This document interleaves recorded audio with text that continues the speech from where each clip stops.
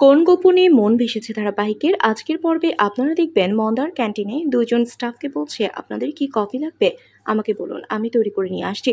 আর সেই সময় মন্দার একটা স্বপ্ন দেখে যে রোহিণী তার থেকে পিস্তল ধরে আসে, আর এটা দেখি সেখান থেকে চলে যায় মন্দার।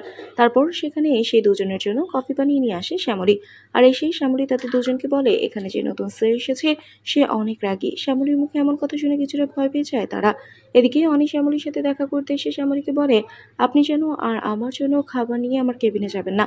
কিন্তু অনির কথা না শুনে শ্যামলী অনিকে বলে, আপনি যদি না খেয়ে আসেন তাহলে আমি আবার খাবার নিয়ে আসবো। তারপর সেখান থেকে অনি চলে গেলে শ্যামলীর কাছে তার শ্বশুরমশাই ফোন করে বলে, এখানে একজন অসুস্থ হয়ে পড়েছে, তাই শ্যামলী মন্দারকে সেখানে যেতে বলে। ওদিকে শ্যামলী কি একটা দরকারে বাইরে গেল, সেই সুযোগেই সুদর্শনা সেখানে এসে সেই মাংসগুলোয় লবণ মিশিয়ে দেয়। আর এটা অনি জানতে পেরে বাড়ি থেকে খাবার অর্ডার করে শ্যামলীর সম্মান বাঁচায়।